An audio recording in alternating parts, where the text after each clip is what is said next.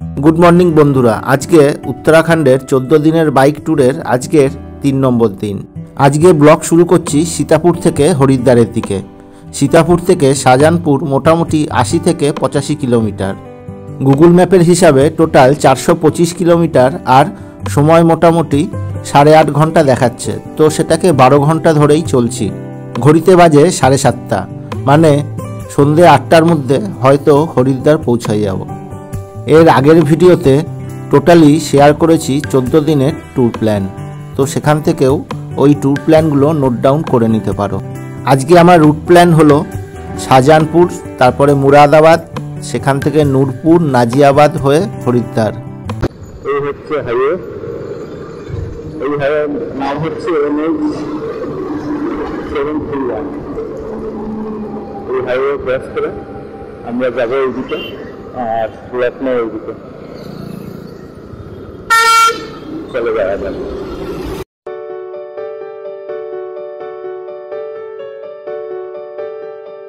এই 14 দিনের মধ্যে 3 দিন 6 দিন ধরে রেখেছি যাওয়া আসার জন্য, আর বাকি দিনগুলোতে ঘুরে দেখব হরিদ্বার, দেরাদুন, মুসৌরি, ঋষিকেশ, পঞ্চপ্রয়াগ, বদ্রীনাথ মন্দির, নৈনিতাল ঘুরে আবার কলকাতা। কালী পুজো আর 1 সপ্তাহ বাকি, তো তাতেও এখানে হালকা ঠান্ডা বা শীতের আমেজ চলে এসেছে। 125 সিসির বাইক নিয়ে কলকাতা থেকে মুরাদাবাদ হয়ে দিল্লির এত কাছাকাছি মোটামুটি 170 কিলোমিটার দূর দিয়ে দিল্লিকে বাইপাস করে চলেছি হরিদ্বারের দিকে। কলকাতা থেকে NH19, লখনৌতে NH30 ক্রস করে এই NH371টাই সবচেয়ে পরিষ্কার এবং পরিচ্ছন্ন এবং ট্রাফিক কম, তো সেই জন্য বাইক চালাতেও খুব ভালো লাগছে। এত দূরের রাস্তা মেন্টাল আর ফিজিক্যাল স্ট্রেস আর শরীরের ক্লান্তিকে ইগনোর করছি কিছু ভালো দেখার আশায়। ম্যাক্সিমাম 7টা থেকে 7:30 পর্যন্ত বাইক চালাচ্ছি, যেখানে অন্ধকার হয়ে যাচ্ছে আর বেশি না এগিয়ে সেখানেই নাইট স্টে করছি। 14 দিনের বাইক ট্যুরে 2 দিন এক্সট্রা রেখেছিলাম শরীরের ক্লান্তি আর তার সাথে পরিবেশের সাথে মানিয়ে নেওয়ার জন্য। তো রাস্তায় যেতে যেতে হঠাৎ করে প্ল্যান হলো পঞ্চপ্রয়াগ যাব, আর পঞ্চপ্রয়াগের শেষ প্রয়াগ বিষ্ণুপ্রয়াগ। তো বিষ্ণুপ্রয়াগ থেকে বদ্রীনাথ টেম্পল মাত্র 32 কিলোমিটার। তাই 2 দিনের স্ট্রেসকে উপেক্ষা করে ঋষিকেশের কাছে পঞ্চপ্রয়াগ আর বদ্রীনাথ টেম্পল ঘুরে আবার নৈনিতালে যাব। নতুবা প্ল্যান ছিল ঋষিকেশ থেকেই নৈনিতালে যাওয়ার, তো প্ল্যান অ্যাড হলো, তো তার সাথে খরচাও কিছুটা বাড়বে। তার কারণ দেখো, আমাদের মতো বাজেট ট্রাভেলারদের এইসব জায়গায় বারবার আসা সম্ভব না, তো এসেছি যখন একবার ঘুরেই যাব। যদিও রেজিস্ট্রেশন করা নেই বদ্রীনাথ মন্দিরে ঢোকার জন্য, তো দেখা যাক কি হয়, তো পরে ডিসাইড করা হবে যে যেতে পারবো কি পারবো না। দেখতে দেখতে ইউপির আখ ক্ষেতের পাশ দিয়ে আমরা চলেছি NH371 ধরে। তো এই রাস্তা এতটাই সুন্দর এবং পরিষ্কার পরিচ্ছন্ন কি বলবো তোমাদের। রাতের বেলাও বাইক চালাতে কোনো প্রবলেম হচ্ছে না, একটা গর্ত পর্যন্ত নেই, শুধু মাঝে মাঝে ডাইভারশন আছে। শাহজাহানপুর 69, ব্যারেলি 139, আর এই রাস্তা ধরেই এগিয়ে চলেছি হরিদ্বারের দিকে। এখনও মোটামুটি 390 কিলোমিটার বাকি হরিদ্বার পৌঁছাতে। রাস্তা এতটাই ভালো, 70 থেকে 75 বা 80 স্পিড মেনটেন করতে কোনো অসুবিধাই হচ্ছে না। হরিদ্বারে দশেরা থেকে দীপাবলি পর্যন্ত গঙ্গার মেনটেনেন্স বা ঘাট সংস্কারের জন্য জল বাইপাস করা থাকে, বা জলের যে ফ্লো কিছুটা হলেও কম থাকে, জানতাম না। তো সেই জন্য এতদিনের ট্যুর প্ল্যান তো চেঞ্জ করার ওই জন্য মন হয়নি। তাই দুধের স্বাদ ঘোলে মেটাতে দুধ বা গঙ্গা মাকে আরও কাছে থেকে দেখার জন্যই পঞ্চপ্রয়াগ আর সাথে বদ্রীনাথ মন্দির দর্শন করার জন্যই ট্যুর প্ল্যানে 2 দিন যে এক্সট্রা ধরা ছিল, তো সেইটা ইনক্লুড করে নিয়েছি। সকাল সকাল চলে এসেছি সীতাপুর থেকে বেরিয়ে ব্যারেলির দিকে। যাওয়ার সময় এই ধাবাটা পড়লো। এখন আমরা ব্রেকফাস্ট করতে এসেছি এই হাইওয়ের ধারেই। এই যে খিদে পেয়ে গেছে, খাবার খাচ্ছে, আর এই প্লেটটা নিয়েছে 60 টাকা করে। আর এই যে বাইকে নতুন সিট কভার লাগিয়েছি, লাগেজ এরকম করে বাঁধা আছে। আর এই যে ধাবা। এখন আমরা যাব ব্যারেলির দিকে। ব্যারেলি এখান থেকে 76 কিলোমিটার দেখাচ্ছে। এবার শেয়ার করি পঞ্চকেদারের মতো পঞ্চপ্রয়াগও আছে, যা ঋষিকেশ থেকে কাছাকাছি। ঋষিকেশ থেকে শুরু করলে ফার্স্টে আসছে দেবপ্রয়াগ, তারপরে রুদ্রপ্রয়াগ, তারপরে কর্ণপ্রয়াগ, নন্দপ্রয়াগ ও সবার শেষে বিষ্ণুপ্রয়াগ। প্রয়াগ কথার অর্থ হলো দুটো নদীর সঙ্গম। আর বিষ্ণুপ্রয়াগ থেকেই মাত্র 37 কিলোমিটার দূরে অবস্থিত ভোলে মহাদেবের আরেক বিখ্যাত মন্দির, 4 ধামের এক ধাম বদ্রীনাথ ধাম। আর বাকি যে ধামগুলো হলো, প্রথমে গঙ্গোত্রী, যার উৎস গোমুখ থেকে আমাদের মা গঙ্গা, তারপরে যমুনেত্রী, তারপরে কেদার, আর এই বদ্রী। নীল পর্বতের কোলে অবস্থিত বদ্রীনাথ টেম্পেল। বদ্রীনাথ টেম্পেলের পিছনেই আছে নীল পর্বত। সেখান থেকেই উৎপত্তি হয়েছে অলকনন্দা আর বিষ্ণু গঙ্গা, যেটাকে ধৌলি গঙ্গাও বলে। রাস্তায় পেয়ারা দেখতে পেয়েছি, ওই জন্য দেখো কি সুন্দর সাজিয়ে রেখেছে, হেভি লাগছে দেখতে। ওখানে কাজ করেছে, এই দিকে পেয়ারা। ঘড়িতে 2টো বেজে গেছে, তো এখন লাঞ্চ করব। লাঞ্চ করে শেয়ার করব তোমাদের সাথে এই যে পঞ্চপ্রয়াগ আছে, পঞ্চপ্রয়াগের উৎপত্তি আর কোন কোন নদী এসে মিশেছে এই পঞ্চপ্রয়াগে, আর তারপরে কি নাম নিয়ে প্রবাহিত হয়েছে, সেই সব ইনফরমেশান দিচ্ছি লাঞ্চ করে।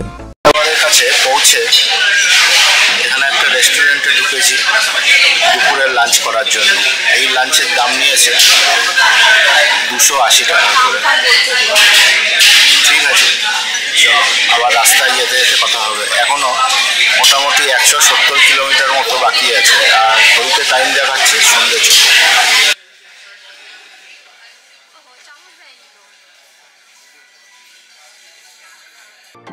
125 সিসির বাইক, তো বেশি লোড দেব না ইঞ্জিনে, তো সেই জন্য মোটামুটি 1 ঘন্টা কিভাবে সময় কেটে গেল লাঞ্চ করতে করতে বুঝতেই পারলাম না।